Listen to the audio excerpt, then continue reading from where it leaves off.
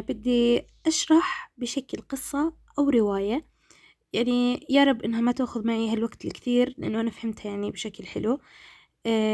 محاضرة الكف. أول إشي بحكينا إنه عن الكف ريفلكس. شو هو؟ إنه هي عبارة عن إنه عملية إنه قحة، مع إنه ما اكسبكتريشن إنه يطلع إيش؟ يطلع بلغم. إنه كمان إيش بيعمل initiation irritation of sensory receptor in the respiratory tract. كمان إنه بيعمل زي irritation في الريسبتور الموجودة في respiratory tract، فبصير عنا الكف ريفلكس. شو أهميتها؟ إنه بدهم يطلعوا الفورين objects وبده يعمل remove لأي secretions. أصلا عنا نوعين من القحة، عنا البرودكتيف كف اللي هي اللي بتطلع البلغم remove excessive secretion، والcongestion. النون برودكتيف كف اللي هي أكيد الدراي كف. هسا في معظم الأحيان بحكينا إنه الكافينج كثير beneficial. ليش؟ لأنه remove excessive secretion بيطلع أي secretion زايد، remove partial harmful foreign substance. تمام، potential harmful foreign substance بزيح أي foreign substance موجودة. وبعض الأحيان هو مش منيح في حال مثلا الهيرنيا ريبير سيرجري، أو في حالة العمليات الكف مش منيحة، لهيك إحنا لازم نوقفها. هسا أنه في عنا أدوية، هن 3 أنواع أدوية أتوقع. أول نوع اللي هو الأنتيتنسيفز. الأنتيتنسيفز إحنا بنستخدمه بشكل أساسي للدراي كف. تمام، والأنتيتنسيفز بيقلل عنا الكف. تمام، بيمنع إنه يصير في كف. هسا الأنتيتنسيفز دراجز بتنقسم لقسمين، أوبويد ونون أوبويد. الأوبويد هي اللي بتشتغل على السنترال في المظلة، بينما النون أوبويد بتشتغل بريفرال على الريسبتور الموجودة في التراكية أيوة، حتى تمنع إنه يصير في قحة. ومثل ما حكينا إنه الأنتيتنسيفز بنستخدمها للدراي كف أو النون برودكتيف كفز.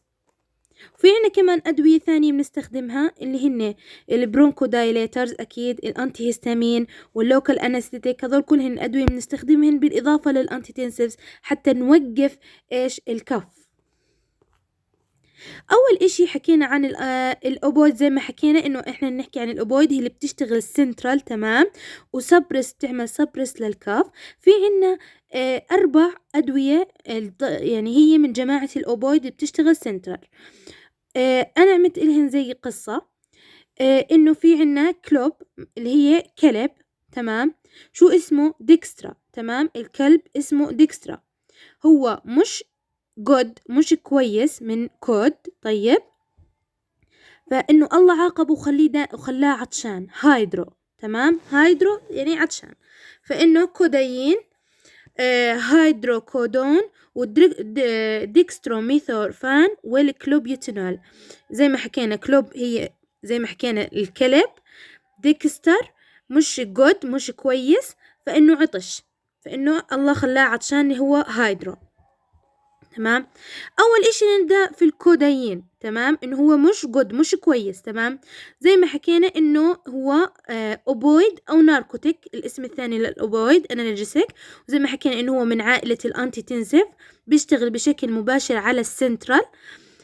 هسا في عنا إشي إنه هاي أبيوز بوتنشنال، يعني استخدامه يعني أساءوا استخدامه بشكل كثير، إنه بيعمل إدمان. تمام، بيعمل إدمان، لهيك هم أساءوا استخدامه. هسا من اسمه كو معناها constipation بيعمل، ومن دي depressants، فإنه هو بيعمل central nervous system depressant من دي، وكو constipation. هسا الادفيرس افكت إله، ما انه هو بيعمل ديبريسنت للسيرتنال نيرفس سيستم، فاكيد راح يعمل نعاس دراونس. زي ما حكينا كو constipation بيعمل.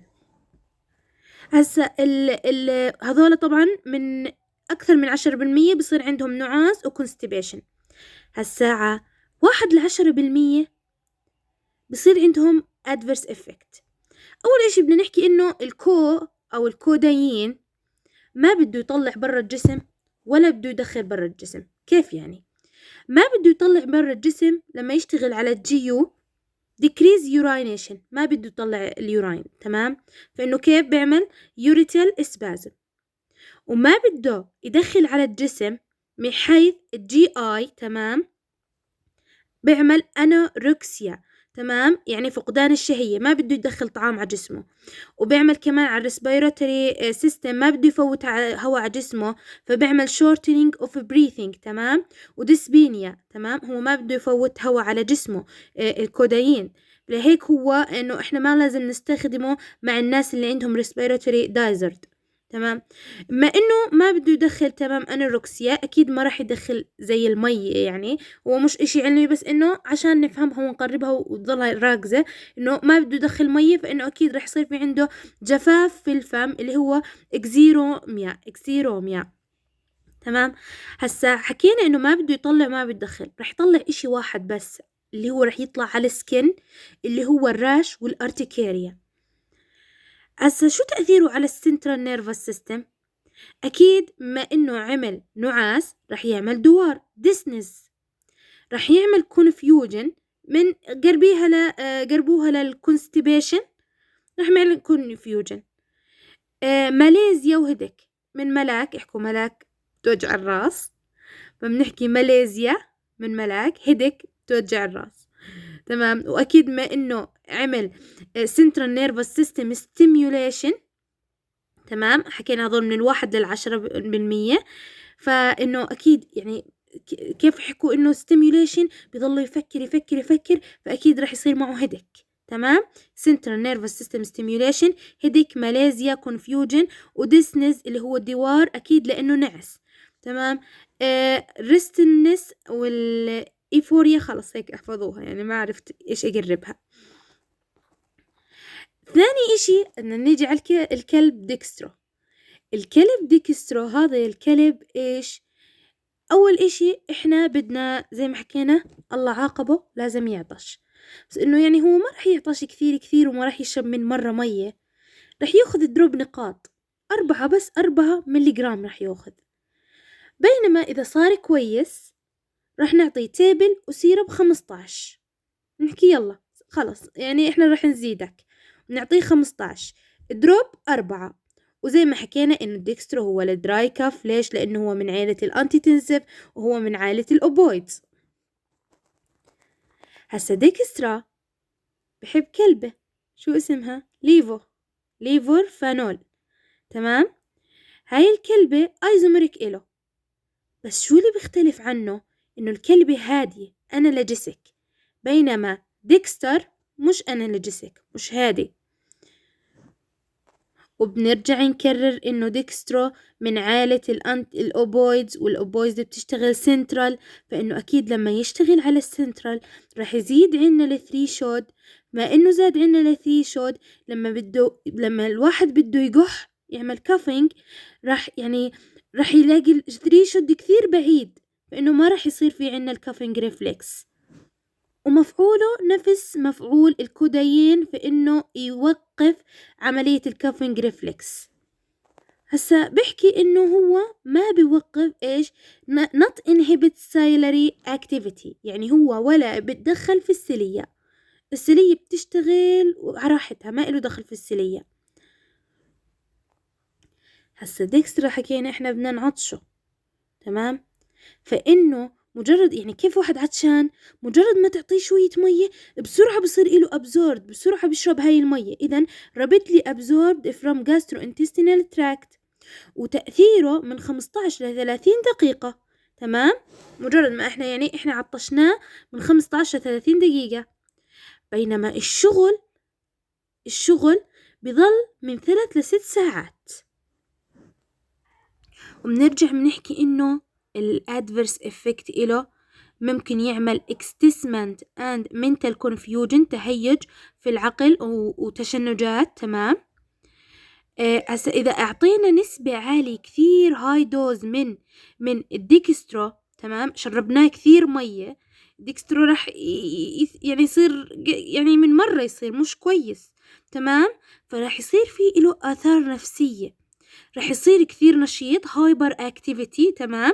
وشربنا كثير مي راح يصير هايبر اكتيفيتي، راح يصير كيف المسعور يهلوس، يعمل هلوسة، فيجوال واوديتوري هلوسة، تمام؟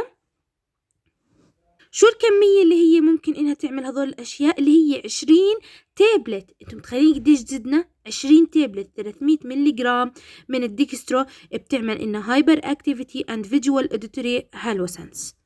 هسا شو الناس اللي ما بصير إحنا نعطيهم هذا الدواء؟ أول إشي أكيد أي شخص عنده هيباتيك دايسز، إحنا يعني دائما إنه الهيباتيك يعني إشي صعب إنه نعطيها كل أنواع الأدوية، فإنه الديكسترو ما بصير نعطيه لأي شخص عنده هيباتيك دايسس. الأزمتك زي ما حكينا في الكودايين، إنه إحنا لما يعني من المحاذير إنه نعطيه لأي شخص عنده respiratory disease. كمان الديكسترو إحنا ما لازم نعطيه واحد عنده أزمة. هسا with مياو هو عبارة عن نوع من الأدوية، تمام؟ هذا يعني احكي ديكسترو هو عبارة عن كلب، مياو بسة ما بصير نعطي المياو مع الديكسترو، تمام؟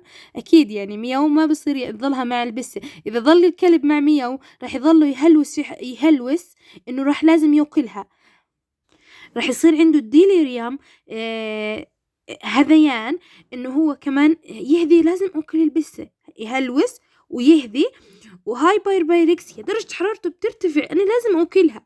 يعني خلص افهموها زي هيك، إنه مياو وديكسترو ما لازم ينعطوا مع بعض. ليش؟ لأنه البسة والكلب ما لازم يظلوا مع بعض. إذا ظلوا الكلب بيظلوا يهذي وبيظلوا يهلوس وبيظلوا ترتفع درجة حرارته. هسا آخر نوع من أنواع الأوبويد اللي هي كلوبيتينول، اللي هي مجموعة الكلاب أو بنحكي إنه الكلب، تمام؟ هسا كيف بدنا نحفظ الأرقام هاي؟ بنرتبها من الأصغر للأكثر، 20 40 60. أكيد الإنجكشن يعني كونه يعني إنجكشن إحنا لازم نعطي أقل جرعة 20. التابلت أشوى يعني نص بنعطيه 40. للدروب لأنها أخف إشي أكيد رح نعطيها 60. الجرعات أكيد رح نعطي الأدلت 30 ل40 دروب لأنه كبير يعني، أو ممكن إن نعطيه تاب. بين الأطفال إحنا ما بنقدر نعطيهم تاب، تمام؟ يعني من 1 ل2 تاب، أو ممكن نعطيه من 30 ل40 دروب، لأنه أكيد ما راح يأثر فيه دروب أو دروبتين يعني قطرة أو قطرتين ما راح يأثرن فيه، هيك إحنا نعطيه 30 ل40. طيب التشيلدرن راح نعطيه 1 دروب لكل كيلو جرام، يعني ما راح نعطيه كثير يعني. أكيد الناس المام لازم نعطيهم كلوبيتينول. البريجنانسي أكيد يعني بريجنانسي هجم عليها مجموعة كلاب بتروح فيها بتموت من الخوف. والإليبي كمان واحد مثلا هجم عليه كلب بنصرع، بصير عنده إليبيليبسي، تمام؟ بنصرع. النوع الثاني من الانتيتنسيف دراجز اللي هو النون اوبويدز، والنون اوبويدز بيشتغل على البريفرال ريسبتور، تمام؟ يعني بيشتغل على البريفرال ما بيروح على السنترال. والدواء اللي هو البنزونات، تذكروهم من اللي بتابع منى الكرد، مسبتها هي بنزونات بتسب على الصهاينة، تمام؟ خلاص ما بعرف يعني شو يعني، بس انه مسبة منى الكرد. وزي نرجع نحكي انه الانتيتنسيف بنستخدمها لنون برودكتيف كاف، وبنستخدمها كمان في حالة اذا كان كاف هارمفول للبودي.